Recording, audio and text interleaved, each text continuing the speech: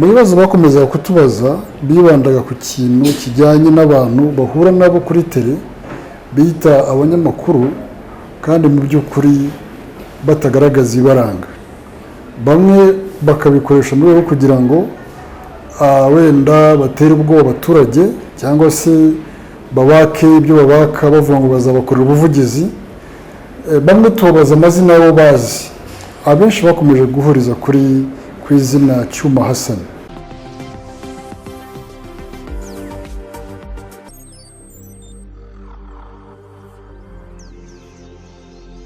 Nongeye kubasuhuza mwese mukurikiye Ukwezi TV muri hirya no hino mu Rwanda mu bice by'igihugu bitandukanye ndetse n'abari hanze y'u Rwanda mukunda kandi mukurikira ibiganiro bitandukanye tubagezaho. Uyu munsi tugiye kuganira na Emmanuel Mugisha, ni umunyamabanga nshingwabikorwa w'urwego rw'abanyamakuru bigenzura RMC. Turibanda cyane cyane ku ibaruwa urwego rwasohoye ndetse yashyizeho umukono na Emmanuel Mugisha uri imbere yanyu, igaragaza yuko Niyonsenga Dieudonné uzwi nka Cyuma Hassan atari umunyamakuru, ndetse munakangurira rubanda abo asaba amakuru kuzajya babanza gusaba amakarita abanyamakuru mbere yuko babaha amakuru. Nabanza wenda babaza ibi ngibi byaje gute kugira ngo mugire igitekerezo cy'uko musorera itangazo munibande kuri uyu munyamakuru uzwi nka Cyuma Hassan, byaturutse kuki? Urakoze ko wateguye kino kiganiro kugira ngo nabaza kugikurikira wa mugani bumva ukuri kwabyo. Harashize iminsi mu kazi ko dukora kabiri munsi ko kugenzura itangazamakuru, hamwe no gusesengura ibitambuka byahungabanya amahame y'umwuga w'itangazamakuru cyangwa se n'amategeko agenga itangazamakuru. Bimwe muri byo byashingiye ku makuru ariko aza mu buryo bw'ibirego. Abanyamakuru bagenzi babo hari amahugurwa twakoze, urugero hambere y'abanyamakuru bakora siporo na showbiz yateguwe na ARG, ishyirahamwe ry'abanyamakuru mu Rwanda.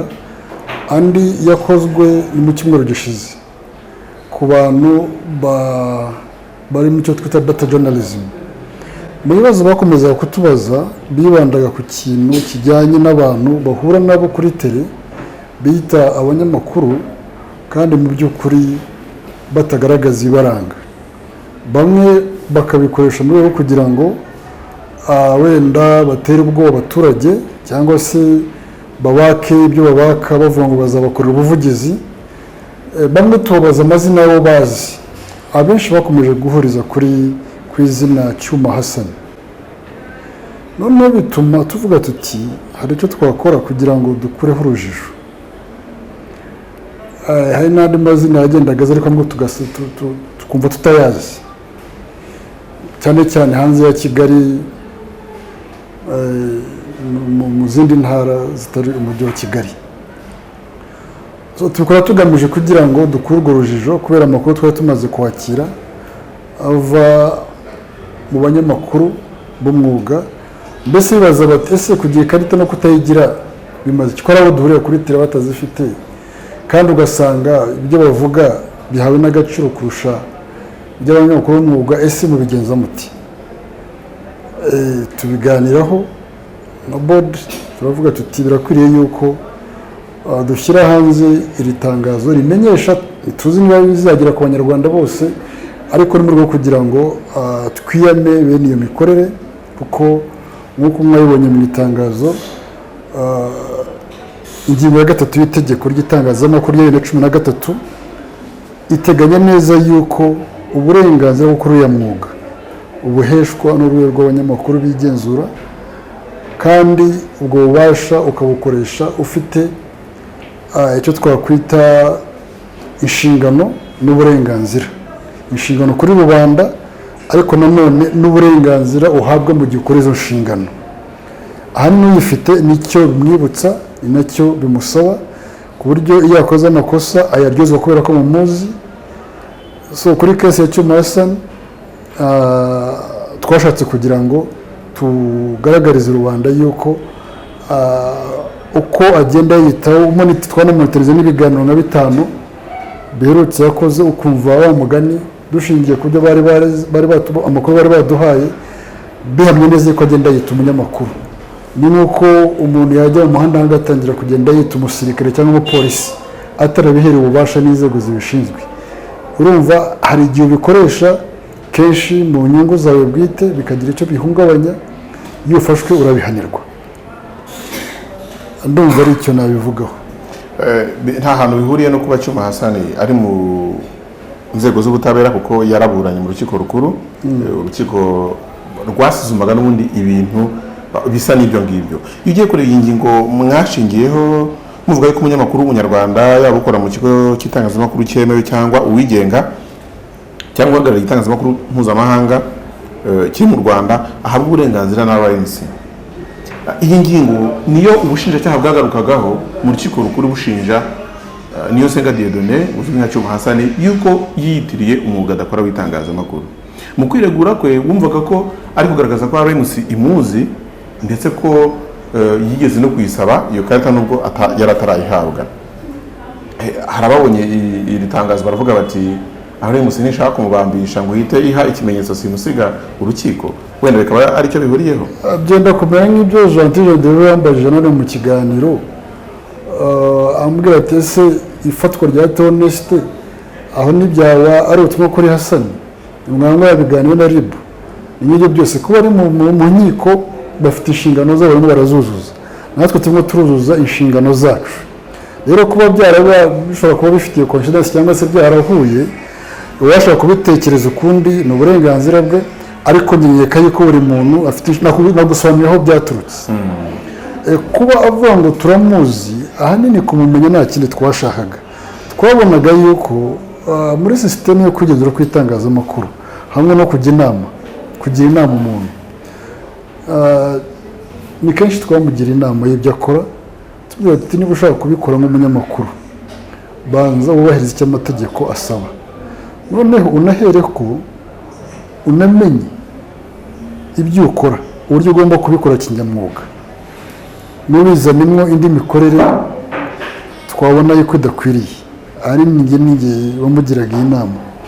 Mu biganiro byinshi twagiye tugirana yagendaga abyita yuko ari ukumutoteza, kandi umugira inama ukabona ibintu yasohoye aragaragara yuko akora nk'umunyamakuru, ariko muzi ko atari umunyamakuru. Kumugira inama yongera nibuka tugeze no guhamagaza abantu bose bari kuri za YouTube dushaka kugira ngo tubafashe. Abashaka kubikora kinyamwuga birabasaba iki, bagomba gukora bate? Ibi byose byaga bifite rero bonne foi nayo birimo, ariko abadashaka gukora ibintu mu buryo amategeko abisaba niba usanga bagenda bagaragaraho iyo mikorere itariyo.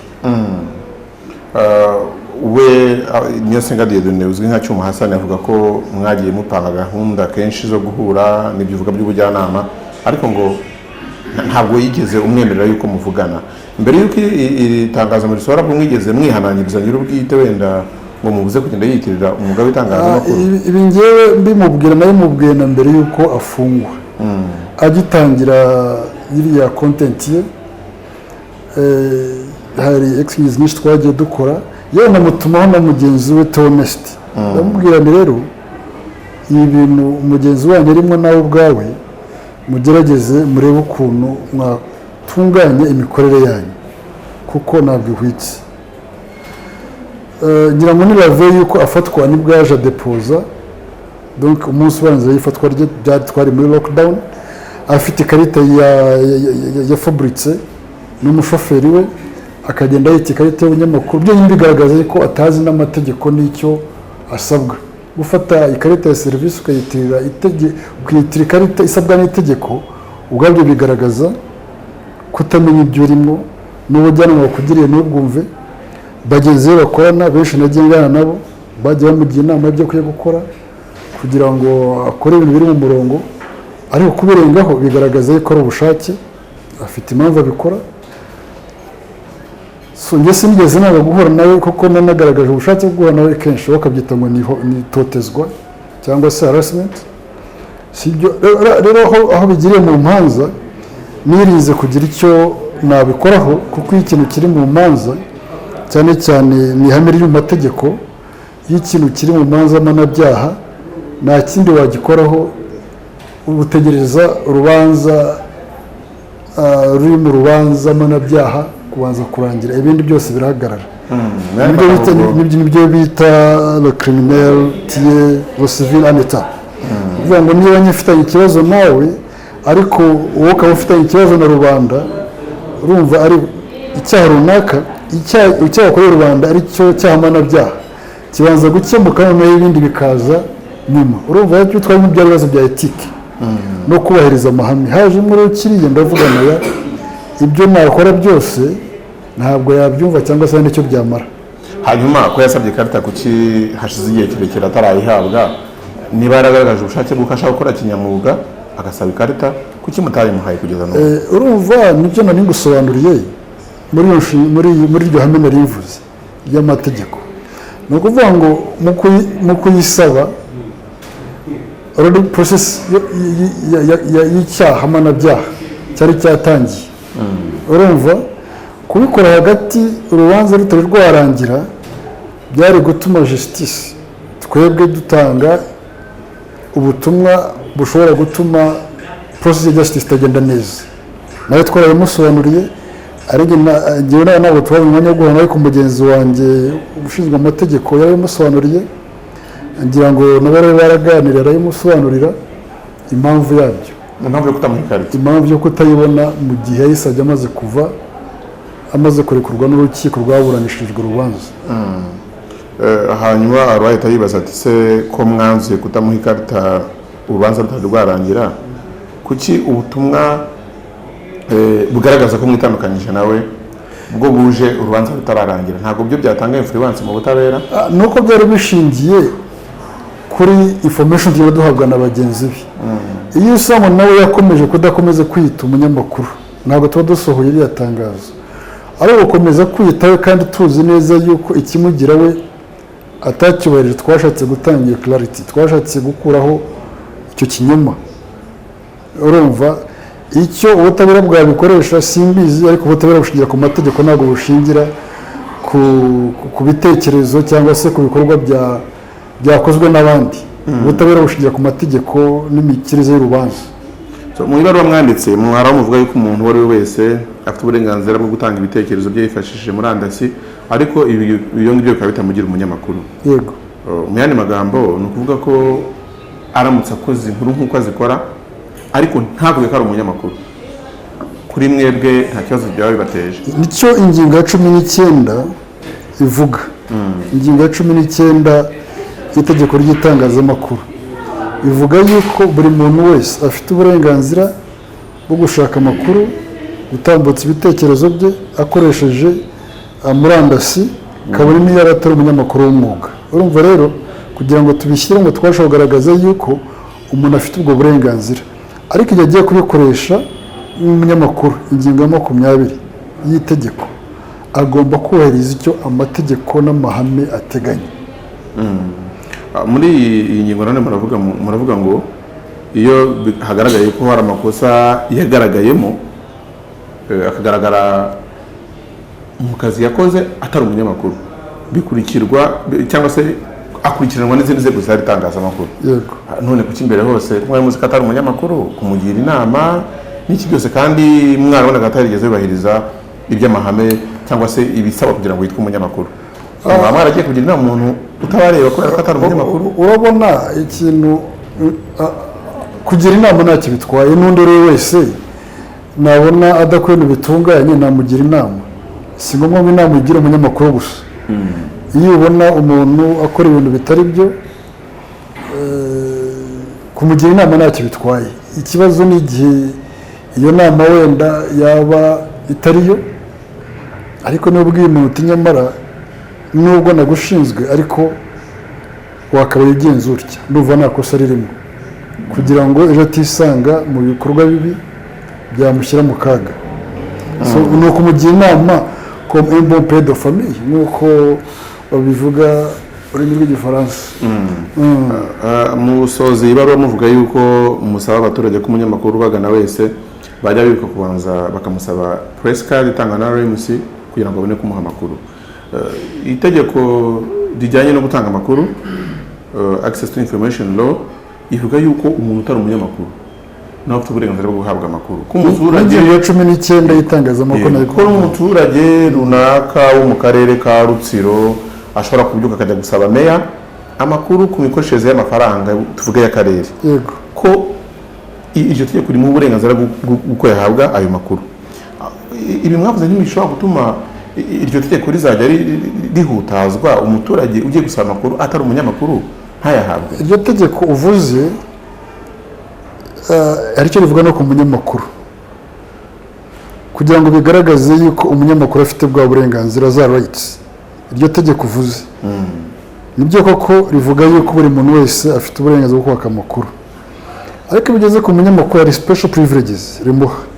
So bivuze ko ugenda wita umunyamakuru wakabaye ufite access kuri izo privileges cyangwa se ubwo burenganzira. So bivuze yuko ugiye kwaka privileges udafitiyeho right cyangwa se utamerita. Nicyo bishatse kuvuga. Ikindi cya kabiri, buriya abaturage bibona mu itangazamakuru cyane, baryumva gusa iyo uje batunga mikoro bo muri conscience yabo bazi ko avuga n'umunyamakuru, ariko noneho ugasanga wa muntu we kubera atafite aha abarizwa igihe yakoze amakosa, wa muturage ukazumva ngo kanaka yaraje ngoresha interview katwaje twakira izo cases cyangwa se yanyanditseho ibi nibi yavuzeho ibi nibi, ariko siko byari bimeze. Tugasigara twibaza ese uyu muntu ko tutanamuzi ariko umuturage yaturegeye turabigenza duti? So impamvu twanongiyeho n'abandi bose ni ukugira ngo dufashe sosiyete kumva yuko umuntu bashobora kumwizera nk'umunyamakuru ariko atari we, noneho igihe yahungabanyije uburenganzira bwabo bakumva yuko bamuryoza kandi uwo muntu adafite ahazwi ahabarizwa. Niyo mpamvu tuvuga yuko abo bandi bose batarinzwe nk'abanyamakuru, izindi nzego zishinzwe umudendezo rusange w'abanyarwanda n'umutekano wabo zikwiye kubakurikira. Igihe ari umunyamakuru ahabwa iyo privilege yo gukurikirana n'urwego rukora iki rumureba cyangwa se rumugenzura. So kugira ngo ujye mu baturage wita icyo utari cyo ubashyiramo confusion, igihe ubakorera amakosa biba ikibazo, cyane cyane n'izi nkuru bavuga ngo ni inkuru z'ubuvugizi. Hari benshi bagiye baza bakaturega ati namuhaye amafaranga yanjye wayahaye ndi, cyuko twasanze ari umunyamakuru twarayimuryozaga kandi akanasaba gukosora amakosa yakoze atari we wamuvana hehe. So byumvikana neza yuko iyi press card tuvuga ifasha impande zombi, ifasha rubanda rwizeye wa muntu nk'umunyamakuru, ikanafasha n'umunyamakuru kugira ngo ibyo yakora byose arengerwe n'amategeko arengera umunyamakuru. Iyi press card tuyigura amafaranga 20,000 y'amafaranga y'u Rwanda, ariko ikamara umwaka umwe gusa. Binagene wenda n'ibihe by'ubukungu bishobora kayuko umuntu yayigura ikarangira akamara icyumweru akiri mu kazi ashaka amafaranga kugira ngo agure indi press card. Icyo gihe muri iyo minsi RMC umuntu imufata nk'iki? Imufata nk'umuntu utari umunyamakuru aramutse agiye mu kazi. Abenshi mbere y'uko experience turabibutsa, dufite abakozi babishinzwe, turabibutsa tuti nyamuneka experience amezi ngaha ari imbere cyangwa se kwezi gusigaye experience. Icyo ushaka biki ni ukugira ngo aza updating nazahure n'ibibazo uretse na RMC. Muzi yuko ku bufatanye na polisi mu bitwarimo bya curfew abanyamakuru bahawe iyo privilege yo gukomeza gushaka amakuru igihe afite press card. Iyo basanga expert byatizaga ikibazo. Urumva rero ugomba rero kugaragaza yuko ugomba kuba ufite niyo responsibility yo kumenya ngo ugiye kurangira, niba wenda nayo mikoro utarayabona ugatanga information hakiri kare uti press card yagiye kurangira cyangwa se yararangiye mu gihe nyisuganya, nyamuneka mubizi situation ndimo. Natwe baduhamagara bagufata turavuga ati umuntu turamuzi n'ubu experience ariko yatugejeho ikibazo ki, urabyumva. Ntabwo ari biri statique ngo nibirangiye ugahora n'ikibazo turakuye, ntabwo tukwirengagiza. Ariko nibifasha amezi 5 umwaka ubwo bavuye ko wa muntu adafite nakoresheje ijambo interest, inyungu mu kurenewinga ubundi se iyi karita amafaranga yaguraga mwarayongereye mugabanya igihe imara, kuko mbere yamaraga imyaka 3 ikagurwa ngira ngo 10,000, muyishyira ku 20 ariko mu mwaka umwe.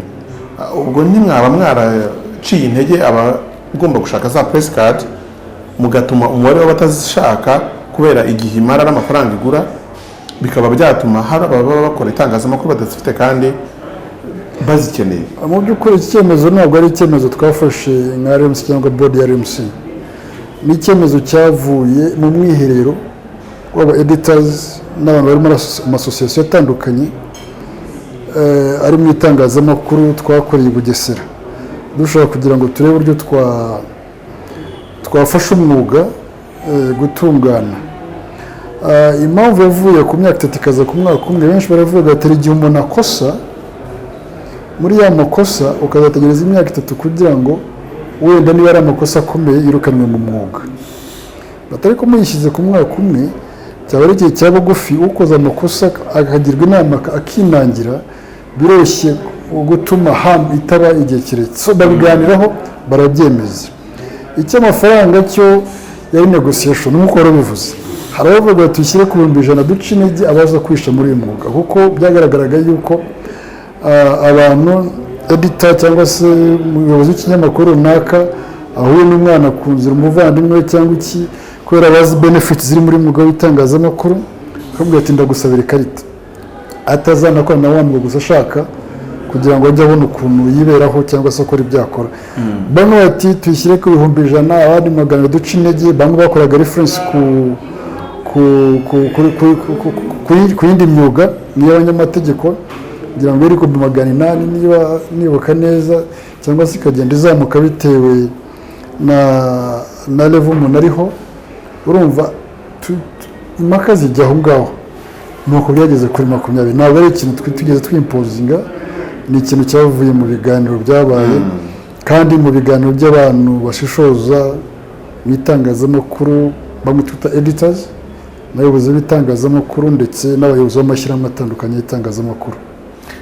Niyonsenga Dieudonné na Nsengimana Theoneste ni abanyamakuru bakunze gukorana, kuko no mu mwaka ushize ubwo bafungiwe mu gihe kimwe. Itangazo rya RIB rivuga ko Nsengimana Theoneste yatawe muri yombi ryaje rikurikirwa mu masaha makeya n'irya RMC irimo yamagana Niyonsenga Dieudonné. Abantu bati biriya bintu kubushize bafunzwe mu gihe gikurikiranye, n'ubu bakaba umwe afunzwe undi bakahita mu gihe ari kuburana cyane ubundi asabirwa igifungo. RMC ikaba yitandukanyije nawe, nta hantu biriya bintu biri guhurira. Nawe bihuriye, ibyo nigeze kuvuga n'ibyo byo mu nkiko wambazaga.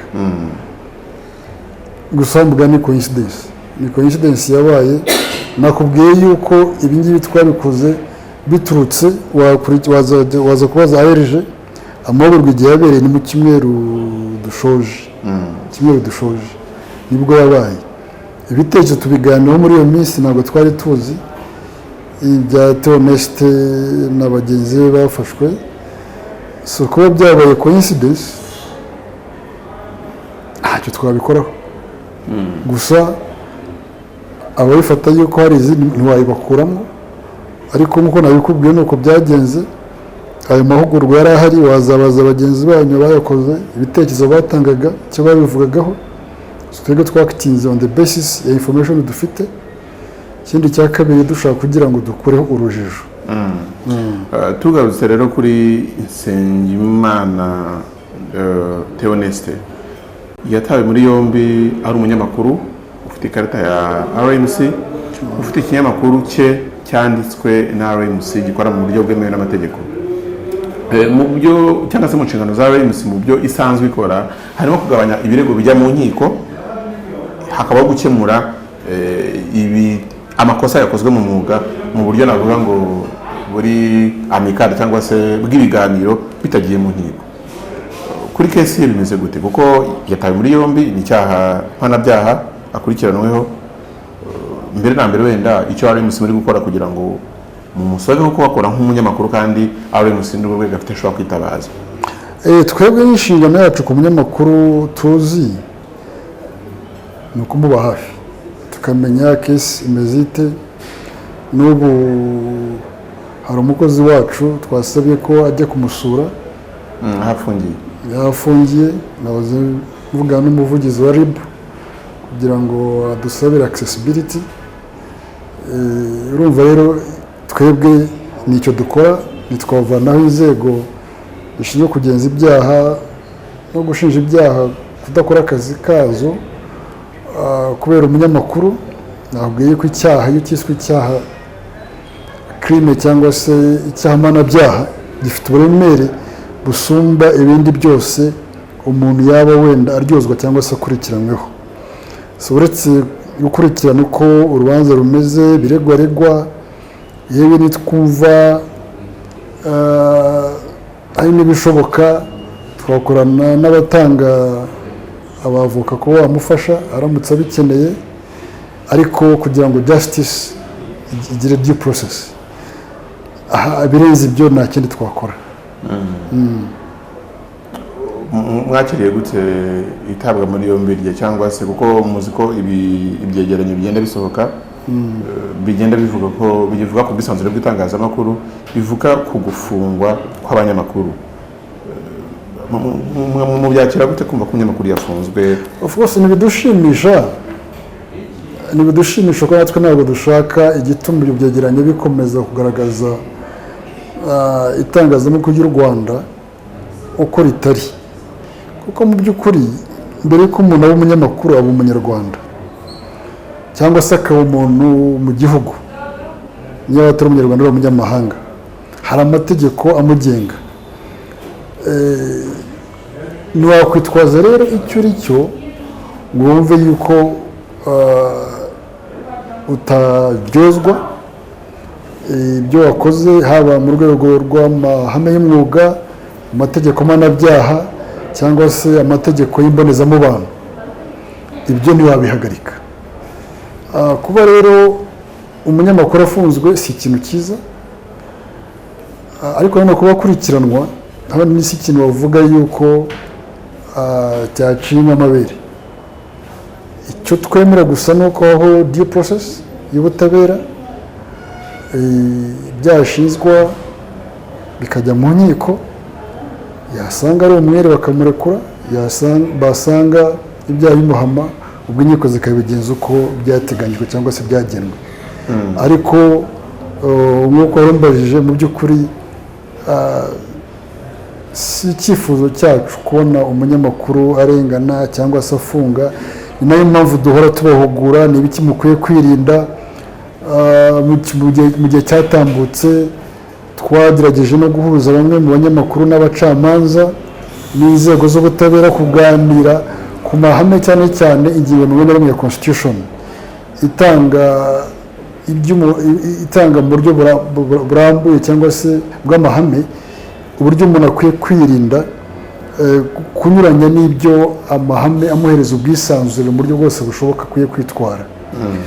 Ni ukuvuga rero yuko iyo umunyamakuru bigaragaye yuko yakoze ibyo amategeko ahana, nta kindi wakora.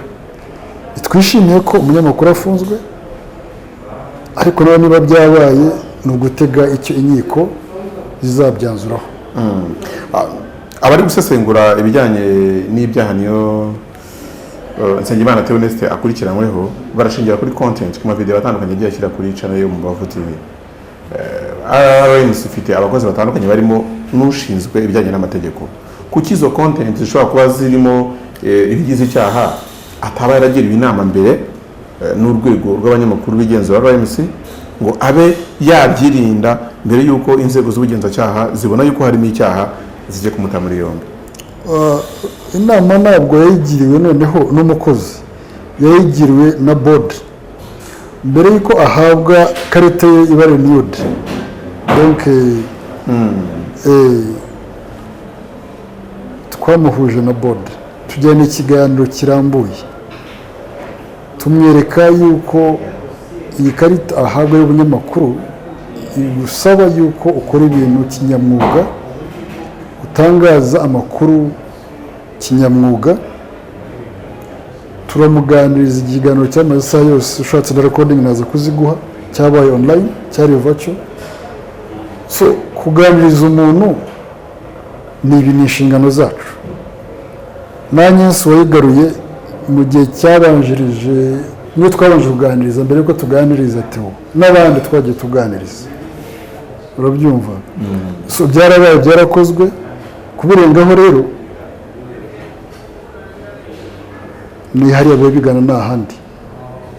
ubu ukomeje kuri Agnes we yabasubije ikarita yarakoraga byemewe n'amategeko kuko yari afite ikarita ya RMC itaraba expired yarayigaruye ubu ngubu nta karita afite ariko aracyakomeje umwuga w'itangazamakuru. Kuki mwavuze kuri Niyonsenga Dieudonné ariko niba wumva intebe yaravuze n'abandi intebe yaravuze n'abandi ariko se kandi nasohoye tumenyesha rubanda yuko yiyambuye ubunyamwuga. Sibira bishatse kuvuga iki? Ni ingingo cyo mwasonoye ngo kuzira. Nidukomeza kuyibona na kabuza kuzandikira inzego zishinzwe umutekano tuzisaba yuko bene uwo muntu bamugenza uko amategeko biteganya. Kuko kugarura ikarita ni kuvuga ngo sigishaka kwitwa umunyamakuru ukora kinyamwuga.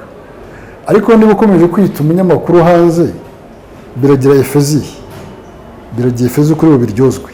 Kuko amategeko arabihanira. Ingingo ya 281 niba nibuka neza yo muri penal code kwitirira mu budakora. Yego. So nibizatuma tutabona list y'ababikora bose ngo tuyishyikirize inzego zishinzwe kuko icyo wakoze no kubagira no gutanga warning. Gutanga warning ikivuze kinajyanye n'icyo nibaza nenda gukubaza ingaga ndetse n'andi mashyirahamwe y'indi myuga nk'urugaga rw'abavoka wambaye toje ukajya mu rukiko abantu babiri yo kujya kukurega yuko wabandurije umwuga n'urugaga rw'abavoka. Wiyitiriye urugaga rw'abaforomo n'ababyaza nibo bantu bambere bajya gutanga ikirego mu nzego z'ubugenzacyaha yego yuko wiyitiriye umwuga. Muri magambo RMC nayo irateganya kugitanga ibirego ku bantu biyitiriye. Nakabuza tuzabikora kuko ni ikintu gishyira igisebo ku mwuga bikanatuma nawo mwuga dushaka kugira ngo tutungane.